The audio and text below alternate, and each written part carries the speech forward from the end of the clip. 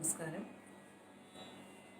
രാമായണ മാസ ആചരണത്തിൻ്റെ അവസാന ദിവസമായ ഇന്ന് ഭാവയാമി രഘുരാമം എന്ന കൃതിയെക്കുറിച്ചുള്ള എൻ്റെ ചില ചിന്തകൾ ഷെയർ ചെയ്യാൻ വേണ്ടിയിട്ട് മാത്രമാണ് ഞാൻ ഇങ്ങനെ ഒരു വീഡിയോ ചെയ്യുന്നത്. ഒരുപാട് ദിവസമായി ഞാൻ മനസ്സിൽ കൊണ്ടു നടക്കുന്ന ഒരു കാര്യമാണ്.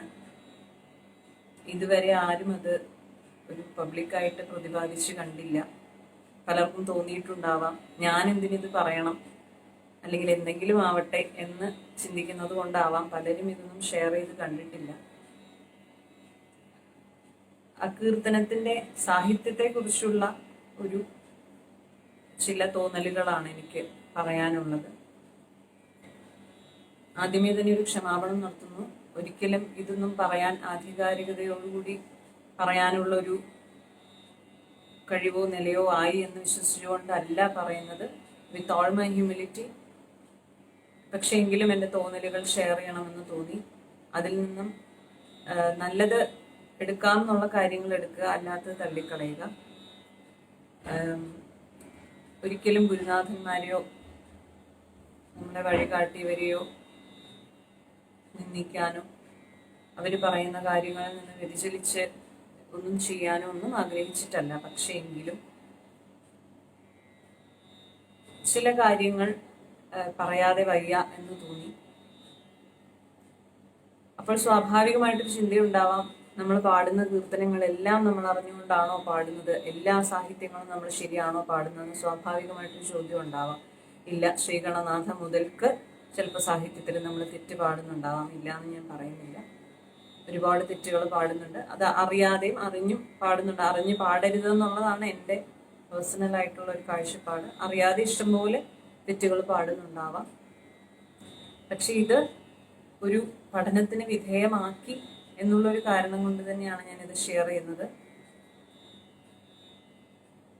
ഇതിൽ 2-3 ഭാഗത്താണ് പ്രധാനമായിട്ടും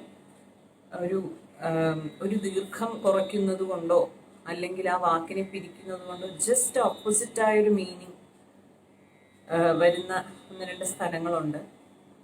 ഞാൻ വഴിയെ പറയാം. ആദ്യം മുതൽക്കേ ഞാൻ എൻ്റെ സാഹിത്യം ഒന്ന് പറയുകയാണ്.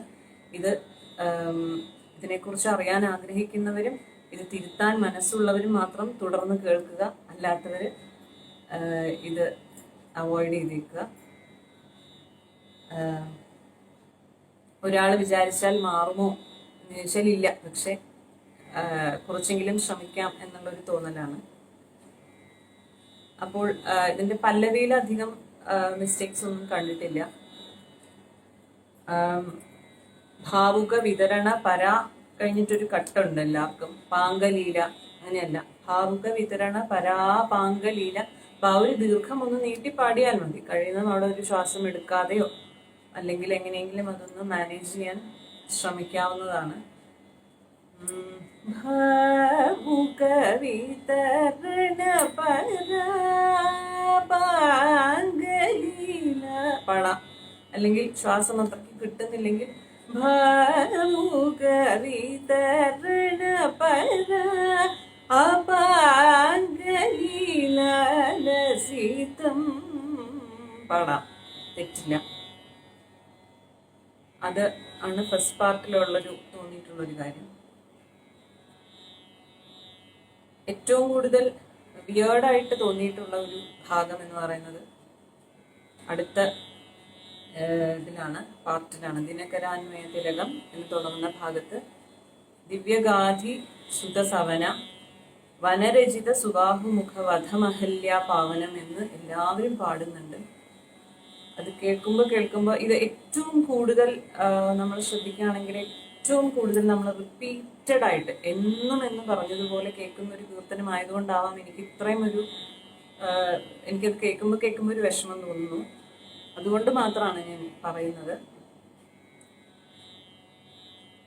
അതില് ദിനകരാന്വയതിലകം ദിവ്യഗാധി സുതസവനാവനരചിത. അവനരചിത എന്നാണ്. അപ്പൊ സുതസവനാവന എന്ന് ചേർത്ത് പാടണം. അല്ലെങ്കിൽ അഗെയിൻ അവിടെ അത്രയും ശ്വാസം കിട്ടുന്നില്ല എന്നുണ്ടെങ്കിൽ സൂത സവന അവന രചിത സുബാഹുമുഖവധം അഹല്യ എന്ന് വേണമെങ്കിൽ പിരിക്കാം. ഇനി അതല്ലെങ്കിൽ വാ വാ എന്നുള്ള അക്ഷരം പ്രാസവും കൂടെ നോക്കിയിട്ടാണ് ആ താളത്തിൽ അങ്ങനെ വെച്ചിരിക്കുന്നതെന്നാണ് ഞാൻ മനസ്സിലാക്കിയിട്ടുള്ളത്. അപ്പോ സൂത സവനാവനരചിത സുബാഹുമുഖവധം അഹല്യാപാവനം എന്ന് പിരിച്ചു പാടിയാൽ കുറച്ചുകൂടെ നന്നായിരിക്കും എന്നൊരു അഭിപ്രായമുണ്ട്. പിന്നെ അത് കഴിഞ്ഞ ശേഷം വിഹത അഭിഷേകമഥ എന്ന് പാടുന്നുണ്ട്. ഞാൻ മനസ്സിലാക്കിയെടുത്തോളം അത് വിഗത അഭിഷേകമാണ്. അത് സംസ്കൃതം അറിയാവുന്ന ആരെങ്കിലും ഉണ്ടെങ്കിൽ അത് ഒന്നുകൂടെ എന്തെങ്കിലും ഒരു കമന്റ് ഇട്ടാൽ നന്നായിരിക്കും. വിഗത അഭിഷേകം എന്നാണ് അഭിഷേകമഥ. ഇനി അതിനുശേഷം വിദദണ്ഡകാരണ്യക അതില് സുചരിത ഘടജദത്താനു പമിത വൈഷ്ണവ എല്ലാരും പാടുന്നുണ്ട്. പമിത വൈഷ്ണവാസം സുചരിത ഘടജദത്താനു പമിത വൈഷ്ണ എന്ന് അതിനെ ആക്കിയാലും വല്ലാത്തൊരു പിരിവ് തോന്നൂല. അതല്ലാന്നുണ്ടെങ്കിൽ സുചരിത ഘടജദത്താനു പവിത വൈഷ്ണവാസ്ത്രം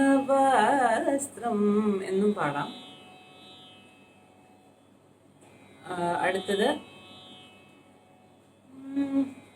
കനകമൃഗ ആ ചരണത്തില് സുജന വിമതദശസ്യ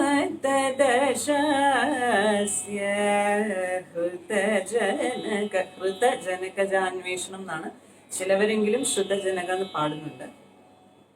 പിന്നെ അതേമാതിരി ആ ചരണത്തിൽ തന്നെ അനഘം പമ്പാതീര സംഗതാഞ്ജനേയ നഭോമണി തനുജ അത് ചേർത്താണ്. നഭോമണി തനുജ എന്ന് പറഞ്ഞാൽ സുഗ്രീവനാണ്. അപ്പോ അനഘം പമ്പാതീര സംഗതാഞ്ജനേയ നഭോമണി എന്ന് നിർത്താതെ നഭോമണി തനുജ സഖ്യകരം ബാലിതനുദളന വീഷം അനഘം പമ്പാൻ തിരിച്ചെടുത്ത് പാടാമെന്നാണ്. അപ്പൊ നഭോമണി എന്ന് വരെ. പിന്നെ അത് അത്ര ഒരു അപകടകരമായ പിരിവല്ല, കാരണം ഒരു വാക്കിന്റെ എന്താണ് അറ്റ്ലീസ്റ്റ്. സോ നമ്മൾ ചില കൃതികളിലെങ്കിലും സംഗതികൾ പാടാനും മറ്റുമായിട്ട് അങ്ങനെയൊക്കെ നിർത്താറുണ്ട്. അതുകൊണ്ട് അതൊരു വലിയ മിസ്റ്റേക്ക് അല്ലെങ്കിലും ഇങ്ങനെ ചേർത്ത് പാടിയാൽ കുറച്ചുകൂടി നന്നാവും. അതിനുശേഷം വാനരോത്തമ സഹിത ആ ചരണത്തില് തേന പുനരാനീത ന്യൂനചൂടാമണി ദർശനം എന്ന് പാടുന്നുണ്ട്. അത് അങ്ങനെ അർത്ഥം മാറി. അന്യൂന ചൂടാമണി ദർശനം, ഒരു കുറവുകളുമില്ലാത്ത എന്നാണ് അതുകൊണ്ട് അർത്ഥമാക്കിയിരിക്കുന്നത്. അപ്പോ തേന പുനരാനീത ന്യൂന ചൂടാമണി ദർശനം എന്ന് പാടാം. അല്ലെങ്കിൽ തേന പുനരാനീത അന്യൂന ചൂടാമണി ദർശനം എന്നും പാടാം. ഇതൊക്കെ വളരെ ചെറിയ കാര്യങ്ങളാണ്. പക്ഷെ ഇതിപ്പോ അങ്ങനെ കേട്ടത് കൊണ്ട് എന്താണ്, ഇങ്ങനെ കേട്ടത് കൊണ്ട് എന്താണെന്ന് ചോദിച്ചാൽ ഒന്നുമില്ല. പക്ഷെ നമ്മള് റിപ്പീറ്റഡ് ആയിട്ട് ഈ കാര്യങ്ങള് കേൾക്കുമ്പോൾ ചിലപ്പോഴെങ്കിലും ഒരു വിഷമം തോന്നുന്നു. എന്തേ ആരും ഇതൊന്നും ശ്രദ്ധിക്കുന്നില്ല എന്ന് തോന്നുന്നു. അതുകൊണ്ട് മാത്രമാണ് ഞാൻ ഷെയർ ചെയ്യുന്നത്. ഇത് കറക്റ്റ് ചെയ്യാം, അല്ലെങ്കിൽ ഇത് ശരിയാക്കാം എന്ന് തോന്നുന്നവർ ചെയ്യുക. അത്രയെങ്കിലും തെറ്റുകൾ കുറച്ച് പാടാൻ നമുക്ക് ശ്രമിക്കാമല്ലോ. നല്ലൊരു സാഹിത്യം അദ്ദേഹം എഴുതി വെച്ചിട്ടുണ്ട്. അപ്പം അത് നമ്മളായിട്ട് അതിനെ അതിൻ്റെ അർത്ഥങ്ങൾ മാറ്റാതെ പാടാമെന്നുള്ളൊരു ആഗ്രഹം കൊണ്ട് മാത്രമാണ് ഞാനിത് ഷെയർ ചെയ്യുന്നത്. തെറ്റുകുറ്റങ്ങളുണ്ടെങ്കിൽ ക്ഷമിക്കുക.